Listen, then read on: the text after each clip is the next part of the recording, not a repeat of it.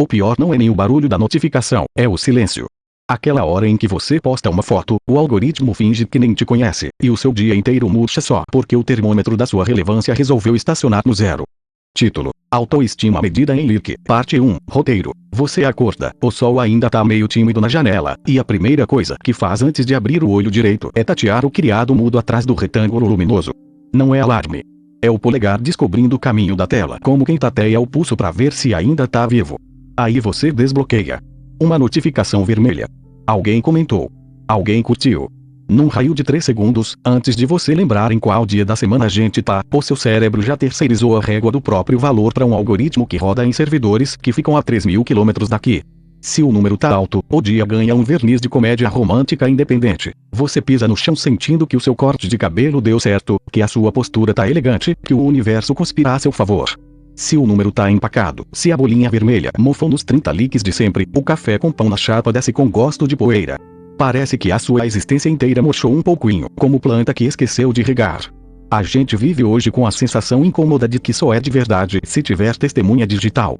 E não qualquer testemunha, mas uma testemunha que aperta o botãozinho do coraçãozinho.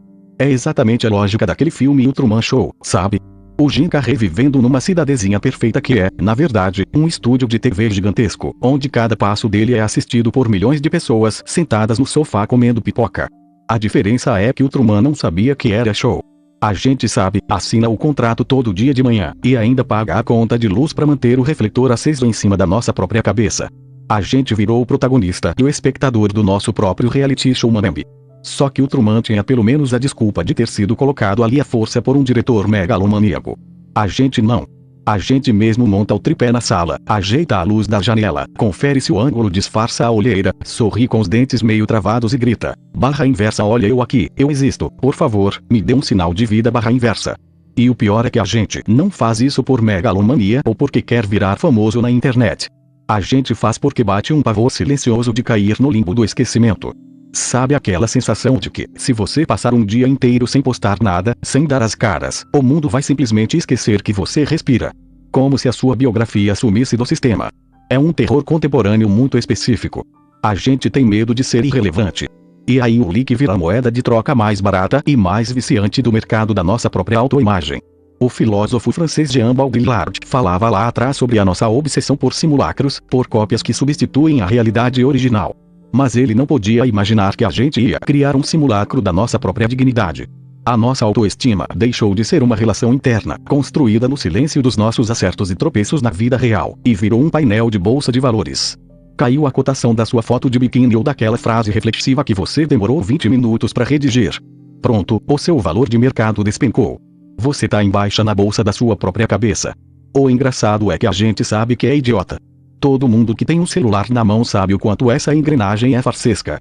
A gente senta no sofá, olha pros stories dos outros e pensa, barra inversa nossa, todo mundo fingindo que é feliz barra inversa. Mas aí, 2 horas depois, tá a gente lá, escolhendo o filtro que deixa a pele sem poros, cortando o pedaço da pia da cozinha que tava suja de louça no fundo da foto, só pra postar o café da manhã com aquela carinha de quem acordou assim, naturalmente pleno, respirando brisa da manhã no loft em Paris, sendo que você tá de pijama furado num apartamento abafado no subúrbio, espantando mosca com um jornal velho. A gente virou um marqueteiro da própria mediocridade. E o mais cruel é que essa conta chega na hora em que a tela apaga. Sabe quando você larga o celular na mesa de cabeceira, apaga a luz, o quarto fica breu absoluto e o único som é o barulho da geladeira da cozinha estalando? É nessa hora que o silêncio pesa. Porque o algoritmo vai dormir, os seguidores vão capotar, o contador de likes empaca e você fica sozinho com os seus pensamentos reais. Aquela validação em massa evapora num nanosegundo, e o vazio que estava soterrado embaixo de 500 notificações volta a ocupar o espaço inteiro do peito. E aí você se pega rolando o teto do quarto no escuro, pensando se o que você falou no story de ontem soou meio patético, se aquela pessoa visualizou e não respondeu por maldade, ou se você é só um idiota procurando sentido num poço seco. É o efeito Truman Show às avessas, só que sem um ar bonito e sem a equipe de produção pra pelo menos garantir que o cenário não tá descascando. No filme, o Jim Carrey descobre que a vida dele inteira é um programa de TV assistido por milhões de pessoas, e o horror dele é justamente perceber que não tem privacidade, que cada passo é vigiado e mercantilizado para o entretenimento alheio. Na nossa versão de bolso, a gente faz o caminho inverso. A gente paga para entrar no estúdio, constrói a própria câmera, ilumina o próprio rosto com a luz anular do desespero e implora para que alguém assista. A gente transformou a intimidade num reality show de um homem só, onde o prêmio não é R$1 milhão, é só a notificação piscando na tela preta dizendo que alguém, em algum lugar, achou que você existe por 3 segundos. E o pior é que a gente sabe. Todo mundo tem aquele momento de lucidez em plena terça-feira à tarde, olhando pro próprio reflexo na janela do ônibus enquanto ele pega o viaduto, e pensa, o que diabos eu tô fazendo? Por que que a minha mão treme um pouco se o story empaca em 200 visualizações? Por que que o dia ganha uma cor meio cinza chumbo quando aquela foto específica, a que deu trabalho pra enquadrar, a que exigiu 3 minutos de edição no filtro, recebe metade dos corações da anterior? É o que o pensador francês Guy Debord chamava de a sociedade do espetáculo, mas atualizada para a era do vício instável. Ele dizia que tudo o que era direto virou representação. Só que Debord não podia imaginar que a gente ia não só aceitar ser reduzido a uma imagem bidimensional, mas que a gente ia pagar a prestação do aparelho em 12 vezes só para ter o privilégio de ser o palhaço e a plateia ao mesmo tempo. A gente trocou a experiência real pela prova de que a experiência aconteceu. Se você comeu um hambúrguer maravilhoso numa lanchonete de bairro mas não tirou a foto com o ângulo perfeito mostrando o queijo derretendo contra a luz, o hambúrguer aconteceu de verdade. Para o ecossistema digital, biologicamente falando, é como se ele nunca tivesse entrado no seu estômago. E essa é a armadilha mais sutil que já inventaram. Ela não te algema na parede, ela te entrega um smartphone com bateria cheia e diz que você é totalmente livre para postar o que quiser, desde que você queira exatamente aquilo que o sistema precisa que você queira. Pense no Neo escolhendo entre a pílula vermelha e a pílula azul em Matrix. Na nossa realidade, ninguém precisa oferecer pílula nenhuma, porque a gente mesmo engole a pílula dourada do engajamento voluntariamente, abrindo a boca bem grandona e pedindo mais, porque eu gosto de ser visto é adocicado demais, mesmo que venha com aquela ressaca moral logo em seguida. A gente vive numa espécie de eterno piscar de olhos para uma multidão invisível. Você vai na padaria comprar pão de queijo de pijama, mas antes confere se o cabelo não tá com um tufo muito revoltado. Não vá alguém te achar desleixado na fila do caixa, mesmo que todo mundo ali esteja na mesma situação, com a cara amassada de quem acordou há 10 minutos.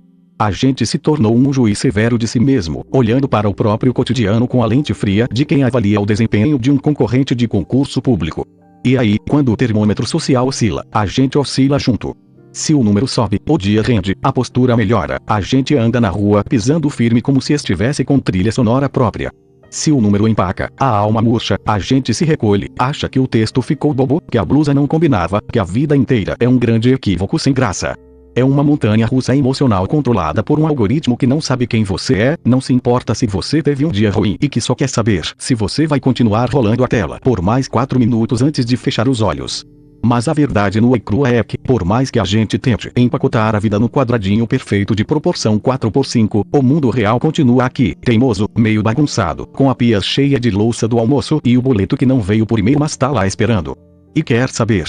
Que alívio quando a gente lembra disso. Porque ser um fracasso como celebridade da internet é o atestado mais honesto de que você ainda é uma pessoa de verdade. Então larga esse aparelho em cima da mesa, deixa o indicador descansar um pouco dessa mania feia de contar a aprovação alheia, e vai ali na cozinha ver se a água ferveu. A vida real não tem filtro, não tem legenda pensada 2 vezes e, graças a Deus, não tem botão de like. Se curtiu, deixa o like. E lembrando, eu não sou uma IA.